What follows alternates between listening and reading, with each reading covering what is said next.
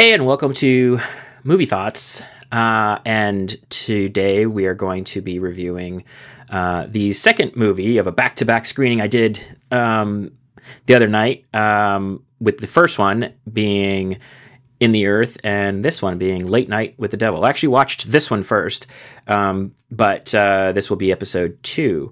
So let's get into it. But first, I want to talk a little bit about... I watched this movie on I have a home theater projection system, which was great and really allowed me to kind of get absorbed in this movie. And I have been looking forward to watching this movie for a decent amount of time. So I am playing catch up with a lot of the horror movies because I just to go back, I am a massive horror fan since I was a kid, and I love talking about it, nerding out about it. I love making them. And it's all around. It's been my life forever, and maybe I'll get into some of the things depending on where we go with this. These are kind of unscripted, so I'm kind of giving you just like these like raw thoughts on these movies that I see. So, anyways, why don't we start off with the trailer just to kind of get you a feel for what this movie is, and we'll go from there. We are back in 5, 4. Now, here's Mr. Midnight, Jack Darrow. Oh, good evening, night owls, and thank you for allowing me into your living rooms once again. Here's Mr. Midnight, Jack. We've got a heck of a show in store for you tonight, and I'm very excited for you to see it all unfold before your very eyes. I really hope you love it. Gosh, I hope you love it. Please love it. Love it. I'm trying to host a national syndicated talk show, and I'm trying to help you keep it on the air.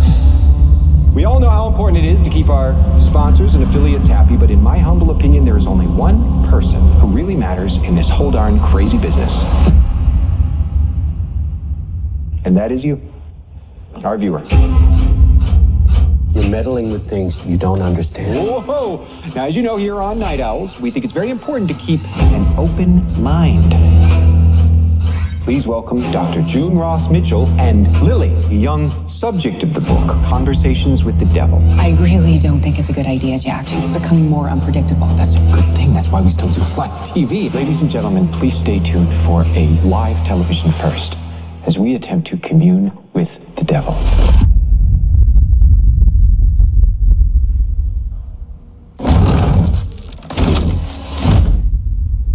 Lily, can you hear me?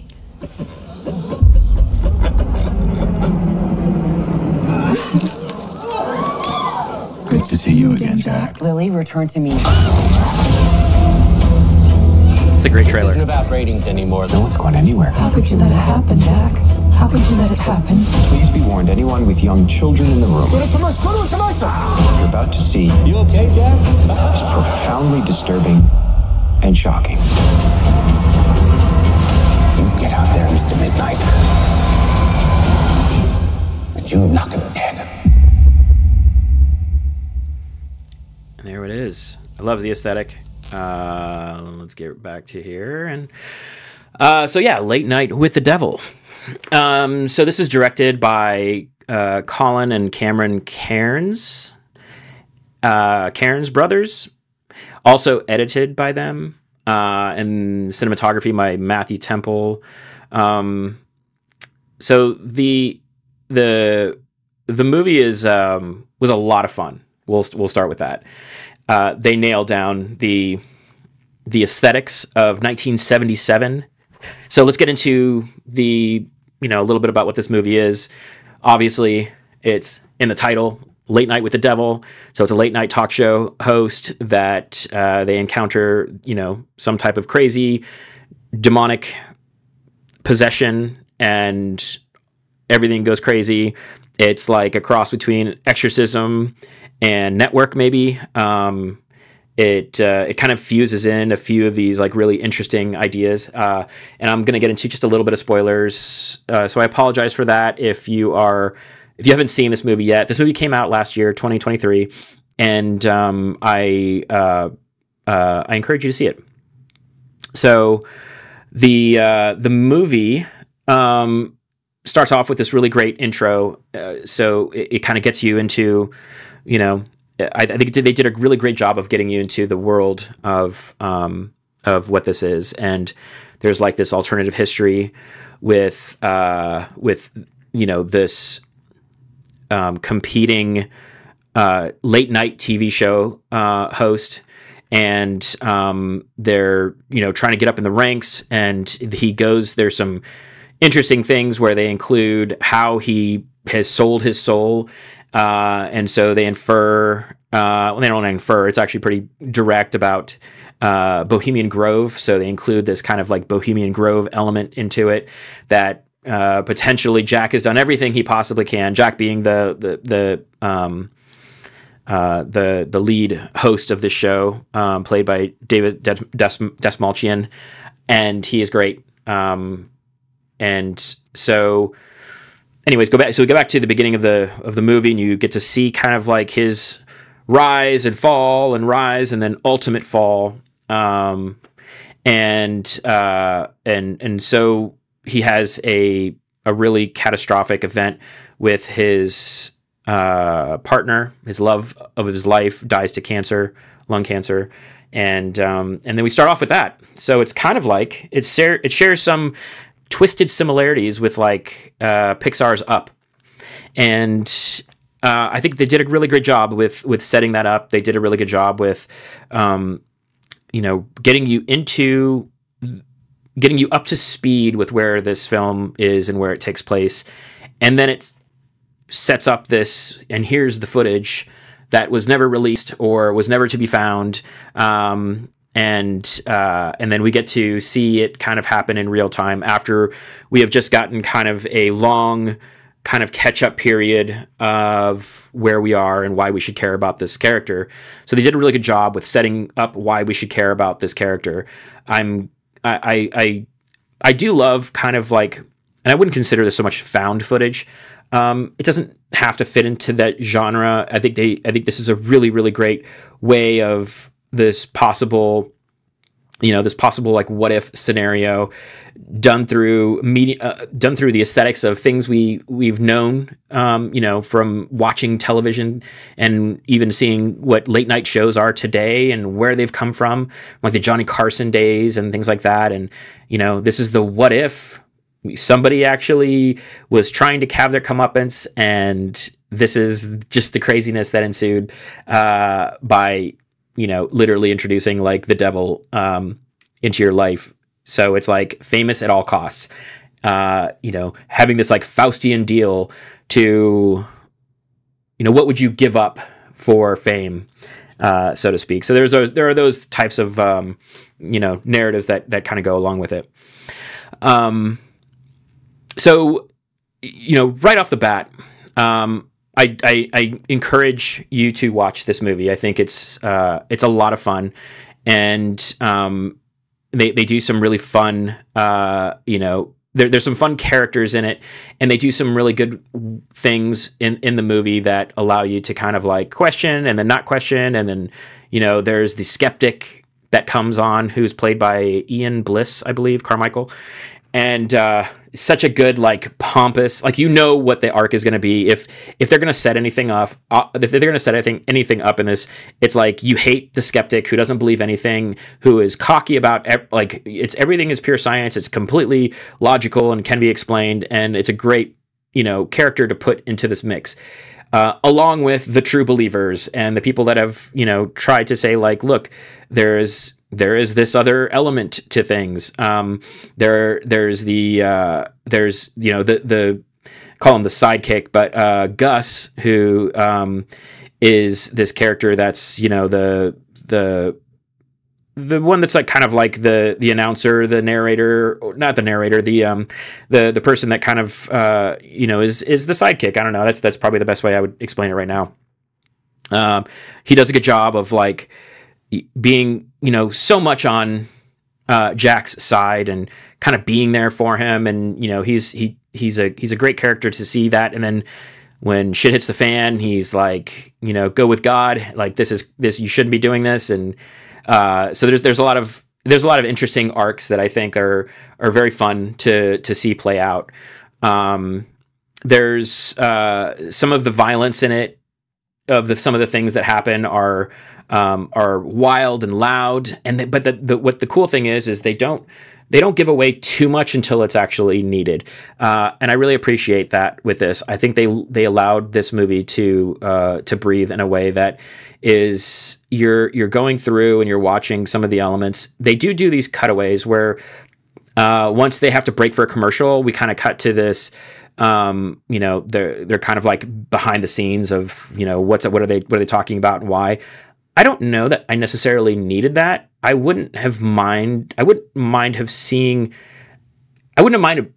in the moment while that was playing through and just kind of like watching some of the commercials of that time, or maybe some other news elements, which we did get to see. We got to see some, news elements of setting up this other, devil worshipping cult that eventually, bad things happen, and the police come and raid it, and then they were able to save this girl, and she's the one that they bring on to interview at the end. So there's that really interesting element. And I feel like I would have loved to have stayed with that. I don't know that I necessarily needed to see what happens behind the scenes of, them going like, what the hell's going on? I don't understand. Like, no, stay with it. It's kind of those are the things you kind of expect. Like, you get the technical director or the floor directors. They're like, hey, we're on in 3. And like, that's fine. And it worked as it needed to, but it did take me a little bit out of it, where I think I would have preferred to allow this to play through and cut to news footage, keep me in the slow progression of the tension that might be building, and also build out some of the world for me more. That might explain some things that might happen with devil possession. There could be some other elements too, that there is this really funny, let's say funny, but the character is funny because he's like this messenger of the spirits, Christo, and he did such a good job. The actor, look at the actor's name. His name is Faisal Bazi. Did a really good job, and he does this thing where he's in it and he plays with this accent, and then when stuff starts really happening to him, which isn't really explained, that's the other weird part. Now that I think about it, is like they set him up in the beginning and you get to see him like he's communing with spirits, and it's a sham or it's not a sham. They don't really need to explain that. The skeptic Carmichael kind of tries to do it for you. But they do this interesting and fun little thing where he loses he breaks character because the shit got real. So he becomes kind of like who you'd expect, kind of like a normal dude to talk or whatever. That's definitely not from Europe, and he's maybe from Jersey or something like that. You get that. So that was fun. That was fun to watch, that character kind of break down and, into his ultimate demise, let's say. But like I said, there's an element where, maybe some really, really tense things had happened with that character, and then suddenly we needed a break and we needed to kind of go into the behind the scenes aspect. I don't feel like I needed that. I needed to stay in the moment. I needed to stay with, if you were going to do something that now needed to give me some levity and breadth to the situation, play some funny commercials that might have happened during that time. That would have been a fun way to do it. Or a news break of something that might have been happening during the time to kind of keep us in the world. And things like that. I think that might have worked better for me, but it's a critique. It's fun and easy to critique things after the fact, after they were made. But there it is. So the other thing that I liked about it was they did a really good job paying off and making things feel satisfying. They could have ended it after the climax of some really crazy things that had happened, but they didn't. They actually paid off the main character's arc, and that was good, and it was fun to watch.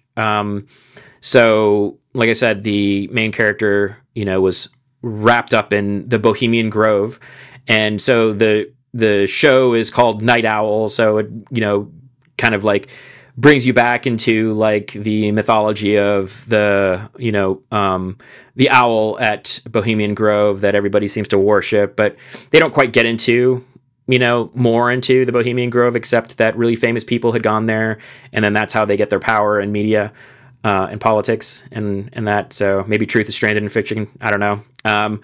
But ironically, I had actually watched some Bohemian Grove footage just like the night before, and these are like YouTube footage of these kids. You can look them up on YouTube. Dancer, and he like broken into Bohemian Grove. It's wild, and some of the stuff he saw. So it's like it was, and I had no idea going into this movie that they're going to introduce Bohemian Grove as a plot device, and it was really funny to see, and it was kind of satisfying, probably even more so that I saw that. And so they definitely pay that kind of thing off, and they get into this like I would say it's like not breaking the fourth wall, but you're seeing everything in this like the cropped in 4:3 TV aspect ratio, that kind of squarish aspect ratio that we used to watch things in TV with, and they did a good job with like the aesthetics of the feel of the time and how they act. Like they did a really good job of setting that up, and then they kind of like do this great widescreen, like that felt like it was more real, even though it was more cinematic. It felt like it was more real because the character, now you're with that character. So that was really cool to see that dynamic, and I'm glad that they chose to kind of play with, with the framing, and even the cameras. It seemed like to be able to like go from video, TV studio cameras, or the look of it anyways, to the modern kind of like cinematic, but with a retro like LUT, with a retro feel to everything, when it needed to be. So that's cool. I like that they played with that device. So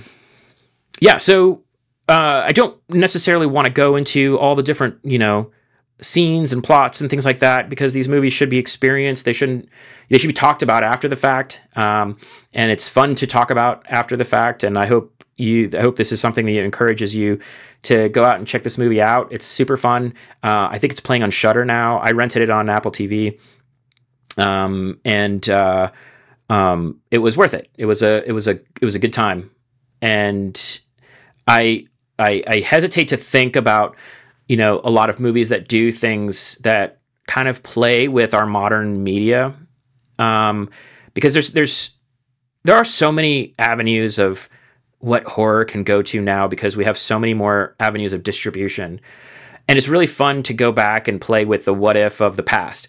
And it could be because, and especially with this movie, this is something that plays with the what if of the past, because during that time there were more extreme beliefs, at least in the news. And what you remember of the 70s and the 60s was the hippie movement. We got to see lots of people diving into drugs, psychedelics, and mind expansion, and spirituality was at an all-time high, but all kinds of things were being explored during that time. It was a crazy time, and I thought that was a smart thing to kind of place it in that time period when we kind of feel like we knew that would be a high time of something like this to happen.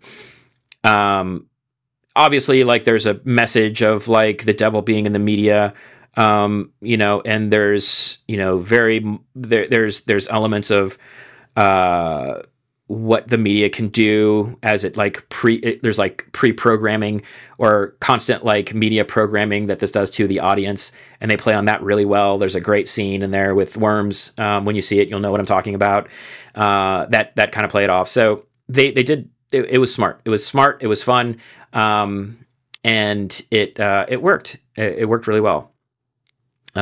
So we're at an age right now with high time of horror, and it feels like, you know, these things are cyclical, right? So there's a lot of really interesting independent cinema getting made, and I feel like horror is such a great genre to work with because it allows you to tell high drama stories very, very visually with because you're dealing with the cinematic medium. Horror to me is high drama. It is the visualization of like the characterization of what these people are feeling and going through. And the metaphor, I guess, in horror is so interesting because I feel like it can dive into the psyche so much deeper than we would be able to see in, let's say, a drama or maybe a comedy. If the comedy is something where the character is extreme, goes through these extreme things, that could definitely play through. And there's a very fine line between horror and comedy. There's a lot of the similar beats that happen. So they always play very well together. And I think it's just because, like, you know, for instance, in this case, Jack has suffered and tried to compete in this really intense public-facing media world where he's trying to be somebody, and he's trying to make himself a name, and he was appreciated during a time, and then he wasn't. And then he tried to have a private life, and then that fell through, and then he made it public of what they were going through, and he really put everything on the line in this movie, his character. And you get to see that kind of like crumble and fall, and then him just getting back up and trying one last time. And that was really cool because that is high drama. Like, that could be, without needing to put the devil into any of this, it's a character that is trying to do, you know, his best and is almost willing to sacrifice anything for it, to get there, and beat the ratings and be number one in this late night, you know, in this late night field of, you know, television and making deals with the networks and all that kind of stuff. And what price that pays on people and what it's worth. So if this was just a drama, it could play through. But it is more interesting to see it as a horror film, as something that plays into the what if of, well, there is this, we'll toss into this thing that is the ultimate, let's say, antagonist, but the biggest obstacle is this devil, you know. And what does the devil, or what does a demon represent? You know, it represents all of those things that are about fundamentally being bad for you or bad for the world or your environment, but giving into that nature because it feels good, or that it knows more about you than you'd ever be willing to admit to the public. So it kind of is the mirror in this show anyways. It mirrors and it puts out all of his information in public, when really the irony is that he's trying to be this public figure, plays this character, but in real life he's maybe not this character. He has, you know, some of the things that he's going through, and he's not really being authentic. He is being somebody else. So the devil comes in and like shows his true face, Jack's true face, and that is just a way for it to allow him to do that in this version. You know, we've seen like in The Exorcist where the devil basically goes into an innocent child. It doesn't show the version of the innocent child that is the worst of humanity. It kind of just shows the worst of humanity. It shows what we are capable of being and doing, and that doing it through this monster is really interesting to watch. Rather than talking about it, rather than creating scenes that are about people going through the things internally, which can be done well, obviously. It's just, sometimes it's more fun to see it as a monster, because it, you know, these types of things really are. And I I know I'm going off on a tangent on this, but this is what I love about horror. So what I love about horror so much is that it gives us a reflection into our world, and we're able to kind of tell these stories in safe ways where you know, or you think you don't know that some of these things exist, or they do, or they don't. We don't know. The mystery of that is really fun. It's really fascinating. The what if is still there. So it, in a sense, there is a bit of science fiction to it all, because it plays in that, you know, kind of like crossroads of like the metaphysical, the philosophical, the psychological, and then there are the skeptical side of, well, there has to be some type of like modern scientific explanation to these things that I'm sure we know about. And what if there isn't? There is still a humbling experience to know about, or to give the unknown a chance. So in a sense, this movie kind of like tackles a little bit of all of those things. So it's a very good movie. Definitely check it out. And and I hope we get to see more of these kind of stories. Like I said in the last one, I reviewed In the Earth, and also a very small, let's say more intimate, you know, horror movie, a little bit more in the science fiction horror realm. But these intimate horror movies are so good because we get to focus and stay with these characters, like allow them to go through these things, and having us kind of like go through the ride with them is the most fun. We don't necessarily need them to be big, bombastic visual effects feasts or anything like that. Just know that we go into these movies because we love what horror provides for us. We love to explore the things that are dangerous about ourselves. We love to explore the things that are dangerous in life that we probably are not going to ever experience.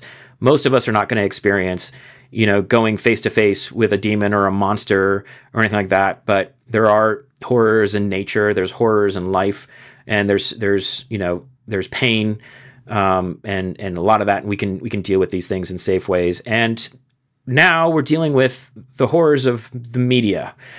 And I think that there's going to be a lot of interesting things to see come out of that, like everything from, you know, what TV has done to social media and the internet and what that's doing. So there's going to be fun ways to explore, you know, some of those things that we look back on. And interesting, like we watch movies, but you don't necessarily hear much about the horrors of movies that we watch, and those to me are more akin to books. It's just like you get to see the it's a visual, you know, story that allows you to really dive into, you know, a lot of different narratives, from, you know, philosophy to psychology, to myth. And so I think cinema has such a great, you know, point of view in narrative storytelling. And in a lot of ways, it's very similar to books. Whereas books are they're very internal. So reading a horror book about something like this might go a different way. Like we're going to have a lot more internalization that we have to go through with this character that we don't, and cinematically, I don't want to see that. I don't necessarily want to hear voiceovers of what's going on in the character's head, unless it's something like Fight Club, where it's like it is an integral part of the story. But at all costs, I wish we treat horror cinema in this really great visual direction, that we go through and really pay attention to why horror and visual in movies work so well. So anyways, check the movie out. And if you have made it all the way to the end of this rant, then thanks for watching, listening. And if you like it, give it a thumbs up. Subscribe to the channel. I'm going to be doing other things on tech thoughts. I've done a couple already, and I'm queuing up for a couple more, so that's going to be a lot of fun. And I will definitely be doing more movie thoughts. So lots of things in the works that will be coming up. So thanks for watching again, and we'll see you on the next one.